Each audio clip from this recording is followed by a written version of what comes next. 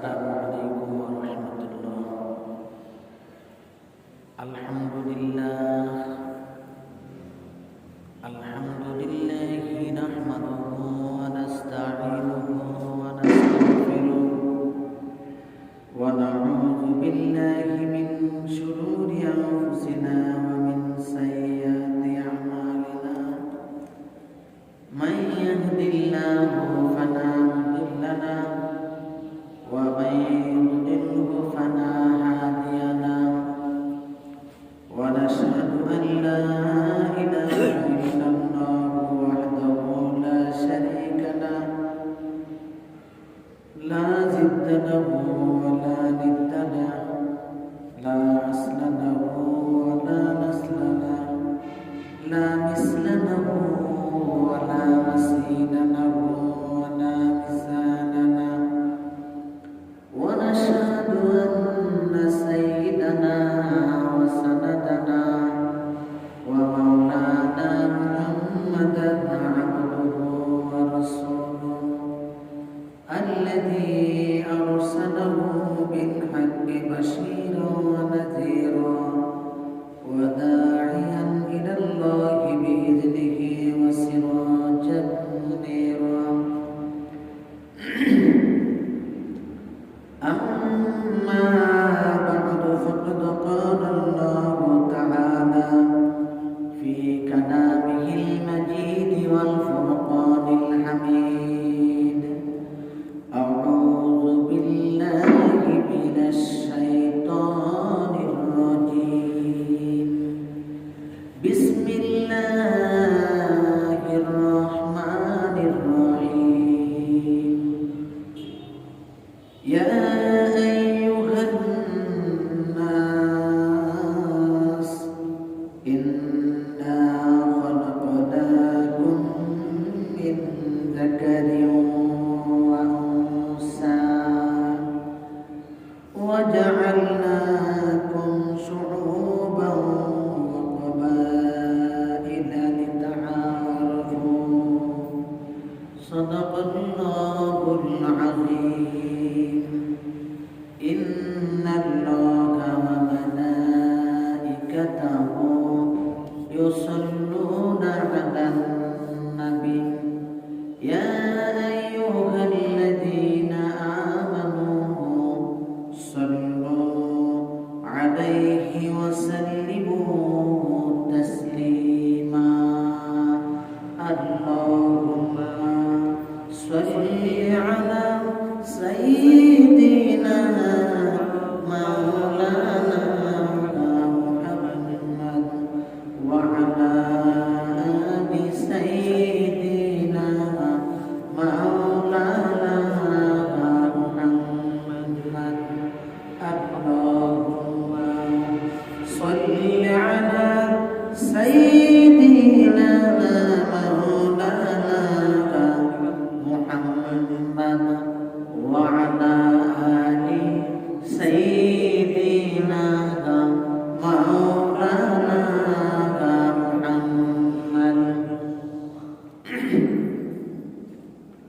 উপস্থিত সম্মানিত মুসলিয়ানে কেরাম, প্রিয় ভাই বন্ধুগণ, পর্দার প্রকোষ্ঠে আবদ্ধ আমার সম্মানিত মা ও প্রিয় বোনেরা, সবাইকে আজকের জুমার পূর্ব আলোচনায় স্বাগত জানাচ্ছি।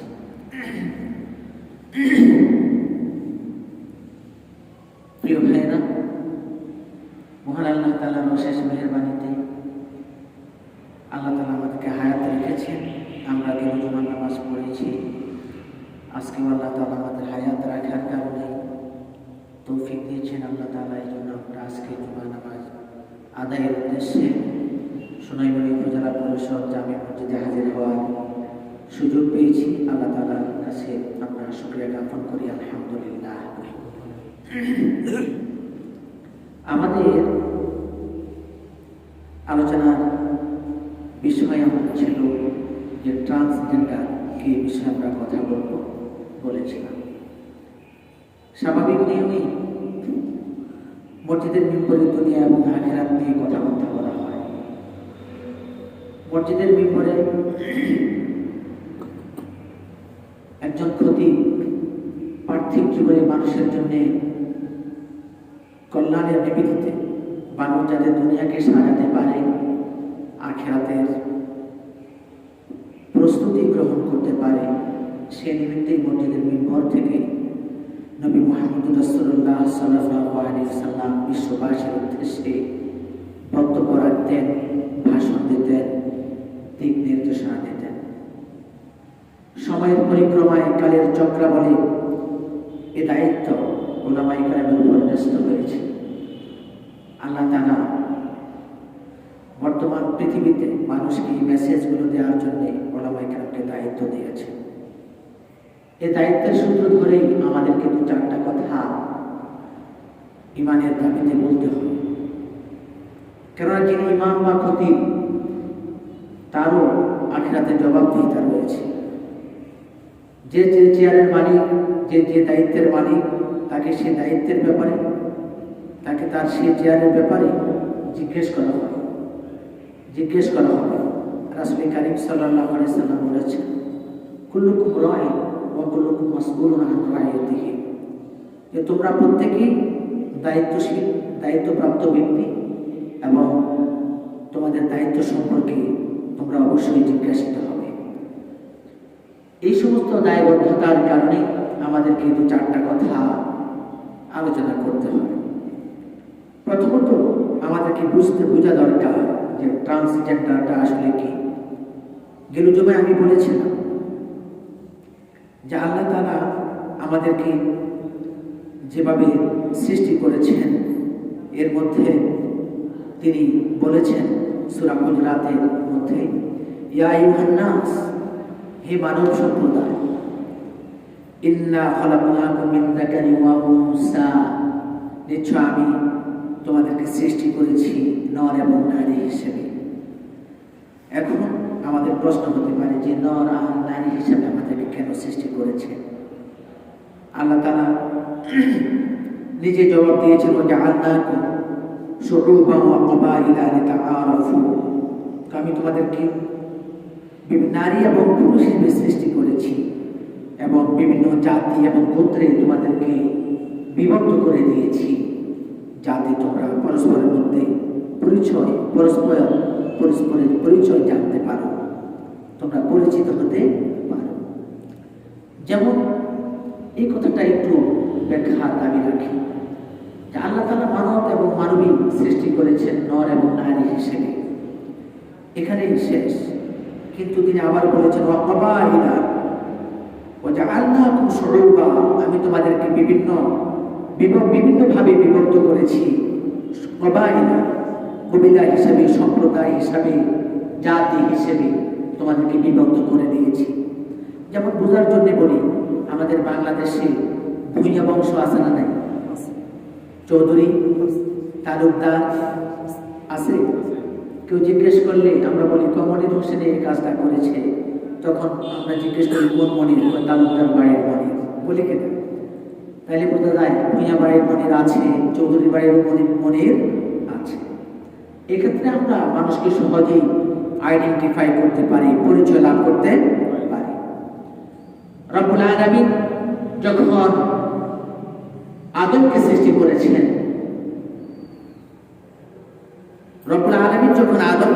করেছিলেন, তখন আদম আলাইহিস সালাম জান্নাতে সুখ অনুভব করলেন। এত সুন্দর শান্তির জায়গা জান্নাত, এখানেও তিনি কি একটা অশান্তি অনুভব করছেন, নিঃসঙ্গ অনুভব করছেন। তিনি তার সহচারী একদম সহযোগী খুঁজছিলেন। তখনই রব্বুল আলামিন তার দেহের পাজরে হাড় দিয়ে বিভিন্ন বর্ণনায় বিভিন্নভাবে পাওয়া যায় যে আল্লাহ তাআলা হাওয়াকে সৃষ্টি করেছেন। তখন দেখা যায় আদম আলাইহিস সালাম প্রাণবন্ত হয়ে উঠলেন এবং তিনি স্বাভাবিক জীবন ছেড়ে ফেলেন।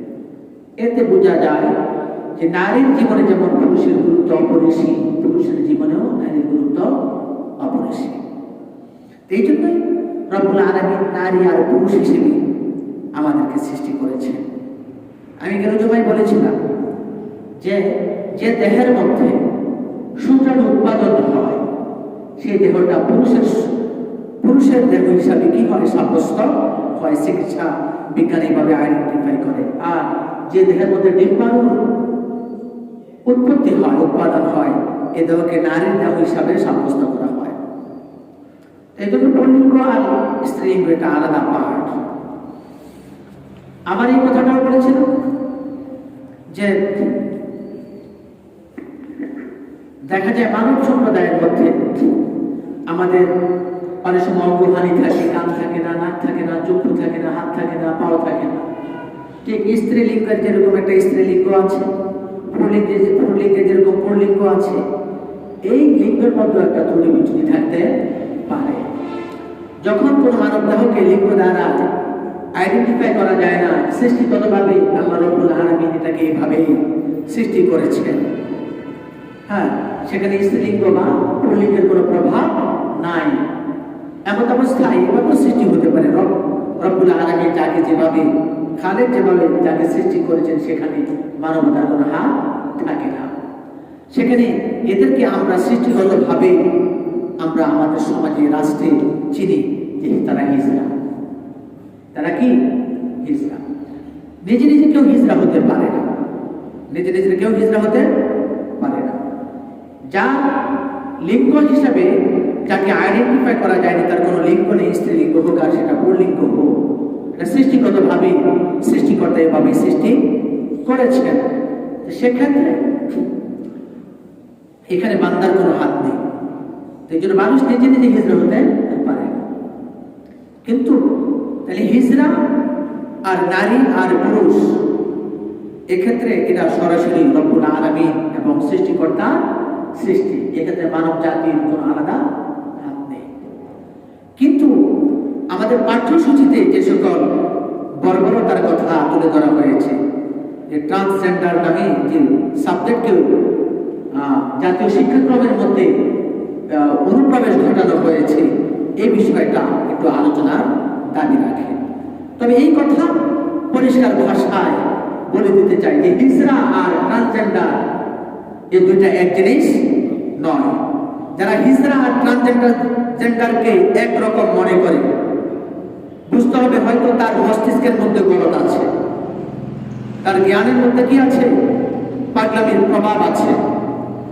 আর যদি বলে যে না সে সুস্থ মানুষ, তাহলে বলবো তাকে ধরে ভালো করে পাগল বানাইয়া পাগলাখানায় পাঠিয়ে দেওয়া উচিত। হিজড়া আর ট্রান্সজেন্ডার এক জিনিস নয়, এটা পরিষ্কার কথা। কথা বুঝতে পেরেছেন? আসুন, এই জন্য বর্তমান দুনিয়া এক্ষেত্রে আপনাদেরকে কয়েকটা চিন্তার কথা আমি তুলে ধরতে চাই। সেটা হলো যে ট্রান্সজেন্ডার বর্তমান দুনিয়া এত গুরুত্বপূর্ণ সাবজেক্ট হয়ে দাঁড়ালো কেন? কারণটা কি? পশ্চিমা বিশ্বে, পশ্চিমা দুনিয়ায় যেখানে রাষ্ট্রীয়ভাবে সমকামিতাকে তারা বৈধতা দিয়েছে, সমকামিতাকে তারা বৈধতা দিয়েছে এবং যুগ যুগ ধরে তারা সমকামিতার বৈধতার জন্য তারা আন্দোলন করেছে। সর্বশেষ তারা রাষ্ট্রীয়ভাবে এটাকে বৈধতা দিয়েছে। আপনি আমেরিকায় যান, ইউরোপ কান্ট্রির বিভিন্ন রাষ্ট্রে যান, সেখানে প্রতি 2 জনের মধ্যে একজনকে আপনি পাবেন সমকামিতার মেম্বার, সেটা নারী হোক আর পুরুষ হোক। সেই সমাজের খোলামেলা এই চালচলনকে দেখলে আপনারা বিশ্বাস করতে আপনাদের কষ্ট হবে যে এটা কি মানব সমাজ, এটা কি সভ্য সমাজ? এটা আপনাদের বিশ্বাস করতে কষ্ট হবে যে মানুষ কিভাবে এই কাজ করে। সেখানে প্রতি 2 জনে পাবেন একজন।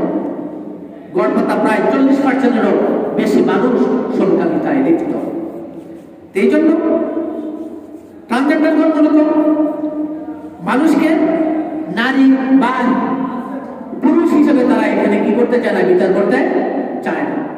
অথচ দেখেন রব্বুল আলামিন নিজে বলেছেন যে আমি তোমাদেরকে সৃষ্টি করেছি মানুষ হিসাবে এবং নর এবং নারী হিসেবে সৃষ্টি করেছি এবং তোমাদেরকে বিভিন্ন সম্প্রদায়ে বিভক্ত করে দিয়েছি যাতে তোমরা পৃথিবীতে একে অপরের সাথে পরিচিত হতে পারো। এখানে আরেকটা কথা বলা দরকার, আদম আর হাওয়া আলাইহিস সালামকে রব্বুল আলামিন সৃষ্টি করে তাদের এই আদম আর হাওয়ার পরিবারের মাধ্যমে গোটা মানব সম্পদ দিয়ে গোটা দুনিয়াকে তিনি ভরপুর করে তুলেছেন, ভরপুর করে তুলেছেন। মা আর বাবার এই সংসারের মধ্য দিয়ে অনেক সন্তানের আবির্ভাব ঘটে, ঘটে কিনা কথা বলেন? আজকে একটা ছেলেকে বিয়ে দিয়েছেন, একটা মেয়েকে বিয়ে দিয়েছেন, বছরের মাথায় যদি কোনো নাতিপুতির খোঁজ খবর না পায় সংসার, তখন এই ছেলেকে অথবা এই মেয়েকে নিয়ে পুরা গোটা দুই পরিবারের মধ্যে একটা তোড়পাড় লেগে যায় কিনা? কি ব্যাপার, কি মেয়ের প্রবলেম না ছেলের প্রবলেম, কি এ ধরনের প্যারেশানি তৈরি হয় কিনা? হয়। তখন মানুষ আশঙ্কা করে যে আমার ছেলেকে বিয়ে দিলাম, ছেলের ঘরে কোনো নাতিপুতি দেখছি না, ছেলের কোনো প্রবলেম আছে কিনা, বৌমাকে রাখতে পারবো তো? অথবা দেখা যায় যখন কন্যা বিয়ে দেওয়ার পরে যদি গর্ভবতী না হয়, তখন কন্যার বাবা আর দিকে আত্মীয় স্বজন চিন্তায় পড়ে যায় যে মেয়েটা গর্ভবতী হচ্ছে না, তার মাতৃত্ববোধ আছে কিনা, মেয়েটা কি ঘরের সাথে ছেলের সাথে সংসার করতে পারবে কিনা, একটা টেনশনে পড়ে কিনা? পড়ে। এটা হলো স্বাভাবিক নিয়ম, এটা হলো কি স্বাভাবিক নিয়ম। কিন্তু ট্রান্সজেন্ডারের মাধ্যমে যে চিত্রকে যে কলা কৌশলকে অঙ্কিত করতে চায় সেই কথাটা পরে বলি। কিন্তু সমকামিতায় যারা লিপ্ত হয়, নারীর মধ্যে পুরুষ বা পুরুষের মধ্যে এ ধরনের যদি দৈহিক মিলন বা সংঘর্ষ তৈরি করে, সেখানে কি কখনো আদৌ সন্তান প্রসব করা, ধারণ করা, জন্ম দেওয়ার কোনো সুযোগ থাকে? কথা বলেন। সর্বপ্রথম কথা হচ্ছে যারা সমকামিতায় লিপ্ত মূলত তারা বংশ চায় না, তারা নির্বংশ। যারা সমকামী স্বপক্ষের মানুষ, তারা নির্বংশ। তাকে জিজ্ঞেস করুন যে তুই জন্ম নিলি থেকে, তোর মাকে, তোর বাবাকে। আরে বেটা, বনের একটা চতুষ্পদ জন্তুকেও জিজ্ঞেস করা হলে তার মা বাবা খুঁজে জঙ্গলের কোন প্রাণী তার মা আর বাবা সেটা শনাক্ত করা হয়তো সম্ভব হয়। কিন্তু যারা সমকামিতায় লিপ্ত, তার মতো অসভ্য ব্যাপার, অসভ্য লোক আর কে হতে পারে যে তোর মাকে, তোর বাবাকে? কেননা সমকামিতার মাধ্যমে তো কখনো সন্তান জন্ম দেওয়া সম্ভব নয়। সুতরাং এই কথাটা আমাদেরকে ভালো করে বোঝা দরকার। এজন্য এই ট্রান্সজেন্ডার মানে হলো একটা সময় কোন ছেলেকে বিভিন্নভাবে মেডিকেল সায়েন্সের অস্ত্রোপচারের মাধ্যমে তার লিঙ্গ কেটে তাকে পুরুষ ছেলে থাকতে তাকে নারী বানিয়ে দেওয়া হচ্ছে। অথবা কখনো কখনো কোনো মেয়ের মধ্যে পুরুষালী ভাব থাকলে তার অঙ্গের মধ্যে সেখানে একটা পুরুষাঙ্গ স্থাপন করে তার কৃত্রিমভাবে তাকে পুরুষ হিসাবে আখ্যা দেওয়া হচ্ছে। এভাবে অঙ্গ হানি করে ট্রান্সজেন্ডার, জেন্ডার মানে লিঙ্গ, ট্রান্স মানে ট্রান্সফার করা বা পরিবর্তন করা।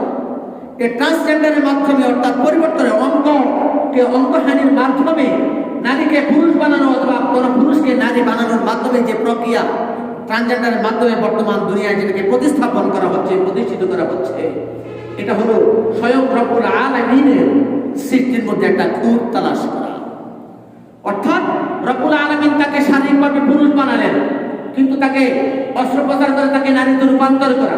অথবা রব্বুল আলামিন শারীরিকভাবে একটা মানুষকে নারী হিসেবে বানালেন, কিন্তু অস্ত্রোপচারের মাধ্যমে তাকে পুরুষে রূপান্তর করা। এটা রব্বুল আলামিনের সৃষ্টিকে পরিবর্তন করার শামিল। সুতরাং সে স্রষ্টা হতে চায়। কি হতে চায়? স্রষ্টা হতে চায়। তারা অন্তত মানুষের কাতারে পড়ে না। ঈমান আর বেঈমান তো পরের কথা। ঈমানদার আর সে ঈমানদার হবে কিনা বেঈমান হবে, বেঈমান এটা পরের কথা, কিন্তু সে মানুষের কাতারে পড়ে না। কোনো মানুষ এই কাজ করতে পারে না। তো এই কারণে তারা কি চায়? এই সমস্ত ট্রান্সজেন্ডার ধারী এ সমস্ত মানুষকে যে 6-7 বইতে যে শরীফার গল্প দেওয়া হয়েছে, সেখানে আমরা স্বাভাবিক নিয়মেই জানি বিদ্যালয়ে যে পাঠ্যসূচি, যে বই পড়ানো হয়, সেখানে ভবিষ্যৎ প্রজন্মকে প্রস্তুত করার জন্য, ভালো মানুষ বানানোর জন্য এখানে বিভিন্ন প্রেসক্রিপশন থাকে পাঠ্য বইতে। কি বলেন? পাঠ্য বইতে কখনো মিথ্যা শেখানো হয়, পাঠ্য বইতে কখনো মিথ্যা তথ্য দেওয়া হয়। এটা কি কোনো সন্তান এটা কি বিশ্বাস করবে? কোন মানুষ বিশ্বাস করবে? আপনি বলেন তো, আমি একটা এক্সাম্পল দিতে চাই। আপনি বাবা হিসাবে আপনার সন্তানের সাথে মিথ্যা কথা বলবেন, আপনার সন্তান এই কথা কখনো বিশ্বাস করবে যে আমার বাবা, আমার মা আমার সাথে মিথ্যা কথা বলে? কখনো কোনো সন্তান এটা বিশ্বাস করবে? যত মানুষ যত অসভ্যই হোক, মানুষ যত ব্যভিচারে লিপ্তই হোক, মানুষ যত দুর্নীতিবাজি হোক না কেন, কিন্তু কোন বাবা আর মা তার সন্তানের সাথে মিথ্যা কথা বলে না।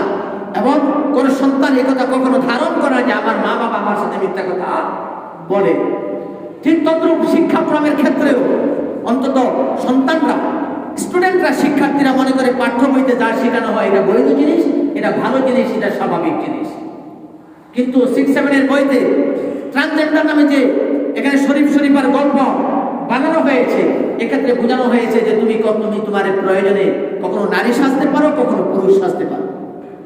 এখন আপনি বলেন, আমি ছোট্ট একটা কথা আপনাদেরকে জিজ্ঞেস করতে চাই, যে আপনাদের বাসায় একটা লোক আসলো বেড়াতে, জিজ্ঞেস করলো যে তোমার নাম কি? সে বলল আমি আগে শরীফ ছিলাম, এখন আমি শরীফা। এখন আপনি বলেন, আপনাদের বাসায় থাকাটা কারো তেমন সুবিধা নেই, স্বাভাবিক তুমি আপনাদের কারোর সঙ্গে তাকে ঘুমাতে দিবেন। এখন সে আগে শরীফ ছিল, এখন সে শরীফা। এমন অবস্থায় তাকে ঘুমাতে দিলে কি আপনি আপনার মেয়ের সাথে ঘুমাতে দেবেন, নাকি আপনার ছেলের সাথে ঘুমাতে দেবেন? কথা বলেন।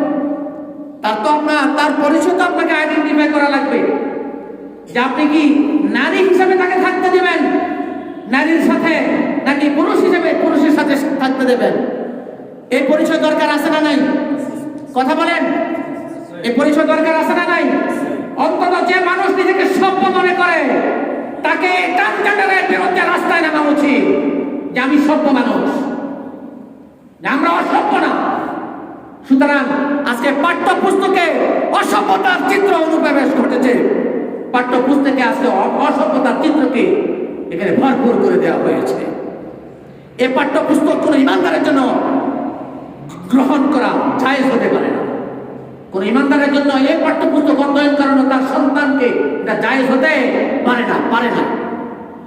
প্রিয় ভাইরা, আসুন, এই জেন্ডার আইডেন্টিটি চরমপন্থী একটা চরমপন্থা হলো এরকম যে কখনো কখনো তারা কুকুর সাজে, বিড়াল সাজে। কিছুদিন আগে আমরা এরকম দেখেছিলাম যে সে কি করেছে, কুকুরের একটা পোশাক তৈরি করে সে, এই ছেলে মানুষ কুকুরের পোশাক পরিধান করে কুকুরের আকৃতি ধারণ করে বসে আছে। তাহলে সভ্যতা কোথায়? মানুষের আকৃতি, একটা জীব, একটা মানুষ, একটা প্রাণী, সে কিভাবে একটা চতুষ্পদ জন্তুর আকৃতি ধারণ করে? এটা একটা চরমপন্থা। কুকুর বিড়ালের পরিচয় ধারণ করছে পর্যন্ত। এই জন্য দেখা গেছে যে ট্রান্সজেন্ডার ইস্যুটা এত গুরুত্বপূর্ণ কেন, এটাও আমাদেরকে বোঝা দরকার। বর্তমান পশ্চিমা বিশ্বের ট্রান্সজেন্ডার ইস্যু সমকামিতার মতো অন্যতম একটা প্রধান ইস্যু। এমনকি কোন রাষ্ট্র যদি ট্রান্সজেন্ডারের বিপক্ষে কথা বলে বা আইন পাশ করে, তখন তাকে কি বিশ্ব ব্যাংক তাকে ঋণ দেওয়া থেকে বিরত রাখছে। কথা বুঝতে পেরেছেন? যে ট্রান্সজেন্ডারের বিরুদ্ধে যদি কোনো রাষ্ট্র কথা বলছে, ট্রান্সজেন্ডারের বিরুদ্ধে যদি কোনো রাষ্ট্র আইন পাশ করেছে, তাহলে বিশ্ব ব্যাংক থেকে তাকে ঋণ দেওয়া হয় না। তার মানে কি আপনাদের সবাইকে ট্রান্সজেন্ডারে অন্তর্ভুক্ত করতে চায় তারা। আপনারা আরো অবাক হবেন। ট্রান্সজেন্ডার ইস্যু গুরুত্বপূর্ণ কি কারণে, এটা আপনাদেরকে বোঝা দরকার। সেটা হলো যে কিছুদিন আগে আমাদের দেশে সমকামিতা এবং ট্রান্সজেন্ডার ইত্যাদি অভিযুক্ত প্রধান ইস্যুর, ট্রান্সজেন্ডার সমকামিতার যে প্রধান ইস্যু, এটা মাস্টার মাইন্ডের যে কাজ করে সে প্রতিষ্ঠানের নাম কি আপনারা জানেন? কথা বলেন। আপনারা তো চাকরি দিচ্ছেন আপনাদের ছেলে মেয়েদেরকে, সেখানে সমকামিতা নারী পুরুষে দৈহিক মিলন করতে পারবে, এখানে কোনো আত্মপরিচয় থাকবে না। এই বিষয়ে মাস্টার মাইন্ডের কাজ করে ব্র্যাক। কে? ব্র্যাক। আপনারা আমার বাড়ির সাথে তারা সাইনবোর্ড লাগিয়ে এখানে প্রতিষ্ঠান চালায়। তারা গ্রামে গ্রামে বিভিন্নভাবে ব্র্যাক স্কুল করে চলে, এক সময় করে নাই? সেই স্কুল তুলে দিয়েছে এদেশের উলামায়ে কেরামের ভূমিকার কারণে। কিন্তু ব্র্যাক এমন এক বিশাল প্রতিষ্ঠান, এই মাস্টার মাইন্ডের কাজ করে ব্র্যাক। এর এক নায়ক ছিল ফজলি হাসান আবেদ, মরে গেছে, আল্লাহ তাকে জাহান্নামে নিম্নস্তরে পৌঁছিয়ে দেয়। আপনি জানেন না সে যে কত বর্বর ছিল। আপনাদের কাছে কষ্ট লাগতে পারে যে একজন মানুষের জন্য কিভাবে মসজিদের মিম্বরে জাহান্নাম কামনা করা হয়। সে পৃথিবীতে, আল্লাহর এই পৃথিবীতে, বাংলাদেশের জমিনে মানুষদেরকে ইমানি চেতনা থেকে দূরে সরে নেওয়ার জন্য সব ধরনের পরিকল্পনা স্থাপন করে গেছে এবং ব্র্যাক আজকে এই পর্যন্ত ইসলামের বিরুদ্ধে কাজ করে যাচ্ছে। আপনারা জানেন কিছুদিন আগে ঢাকায় একটা সেমিনারে ব্র্যাক ইউনিভার্সিটির একজন পার্ট টাইম টিচার ছিলেন, ডক্টর আসিফ সম্ভবত ওনার নাম। উনি সপ্তম শ্রেণীর একটা বই ট্রান্সজেন্ডারের পাতাটা ছিঁড়ে সেখানে প্রতিবাদ করেছিলেন। সাথে সাথে রাতে তাকে টেলিফোনে জানানো হয়েছে যে আপনাকে আগামীকাল থেকে আর ইউনিভার্সিটিতে আসতে হবে না। তাহলে কি বুঝে নিলেন? এই ব্র্যাক সমকামিতার সমর্থন করে কি করে না? তারা এই কর্মের কাজ করে কি করে না? আপনারা আরো তথ্য নেবেন, তথ্য দেওয়ার সময় তো নেই। আসুন, তারা বেগম রোকেয়া বিশ্ববিদ্যালয় রংপুরের এবং দেশের আমাদের খুলনা বিশ্ববিদ্যালয় সহ দেশের বিভিন্ন জায়গায় ব্রেকের জেন্ডার জাস্টিস অ্যান্ড ডাইভার্সিটির এর অধীনে তারা কি করেছে, একটা সমতন্ত্র নামে একটা সংস্থা কি করেছে, তথাকথিত নারী পুরুষের সমতার নাম দিয়ে ট্রান্সজেন্ডারকে প্রমোট করেছিল। খুলনা বিশ্ববিদ্যালয়ের এই অনুষ্ঠানে পোস্টারগুলোতে লেসবিয়ান, গে, বাইসেক্সুয়াল এবং ট্রান্সজেন্ডার ইত্যাদি চিহ্নিত তারা পোস্টার লাগিয়েছিল বাংলাদেশের মতো জায়গায়। চিন্তা করেছেন, বাংলাদেশের মতো জায়গায়। আর এখানে আপনাদের মতো ইমানদাররা তাদের সন্তানকে পাঠায় পড়াশোনার জন্য। আপনারা ইমানদার, আপনাদের লজ্জা থাকা দরকার। এই সমস্ত ইউনিভার্সিটিতে কি শেখায়? আপনারা ঘরে চাল বিক্রি করে, ধান বিক্রি করে, একজন দিনমজুর বাবা দিনমজুরি করে ইউনিভার্সিটিতে পাঠায় সন্তানকে উচ্চ শিক্ষার জন্য। সেখানে আপনার সন্তানকে কি শেখানো হচ্ছে সেটা আপনার খতিয়ে দেখা দরকার। আপনি যতই মূর্খ হন, যতই শিক্ষিত হন, অর্ধমূর্খ আর উচ্চ শিক্ষিত যতই কিছু হন, আপনার খতিয়ে দেখা দরকার আপনার সন্তানকে যেখানে আপনি পাঠাচ্ছেন সেখানে কি শেখায়। আপনার উচিত সেখানে যাওয়া, সেখানে বুঝা। এই সমস্ত চিন্তাগুলো শেষ পর্যন্ত একটা পর্যায়ে এই অনুষ্ঠানে ব্রেকের ব্যবস্থাপনা, এই সমস্ত অনুষ্ঠান স্বয়ং বাংলাদেশের বিভিন্ন ইউনিভার্সিটি তারা করে থাকে। সেখানে বিশ্ববিদ্যালয়ের ছাত্রছাত্রীদেরকে সমকামিতার এই সমস্ত প্রেসক্রিপশন দেয়। কথা বুঝতে পেরেছেন? এর জন্য আপনাদেরকে বোঝা উচিত। আমি আপনাদেরকে দেখাতে চাই, এই দেখেন বেগম রোকেয়া বিশ্ববিদ্যালয়ের একটা অনুষ্ঠানে বেগম রোকেয়া বিশ্ববিদ্যালয়ের ভিসি সেখানে সমতন্ত্র নামে এখানে ব্যানার আছে। এই অনুষ্ঠানে সে বক্তব্য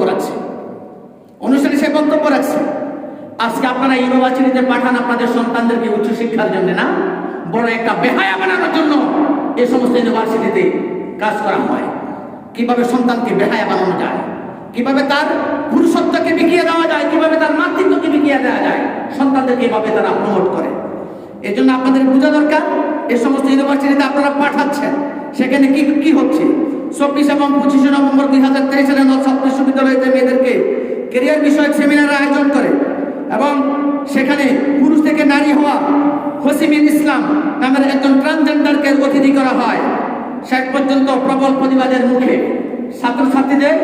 সাধারণ ছাত্রছাত্রীদের প্রবল প্রতিবাদের মুখে শেষ পর্যন্ত তাকে সেখান থেকে অনুষ্ঠান থেকে সরিয়ে নিতে বাধ্য হয়।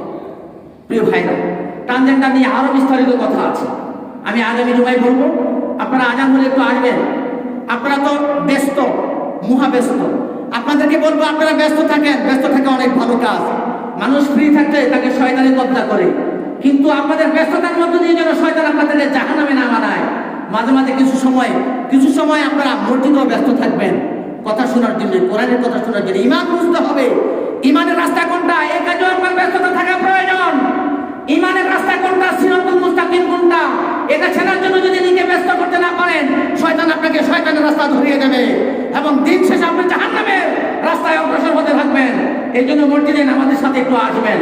আল্লাহ তাআলা আমাদেরকে তৌফিক দান করুন, আমিন।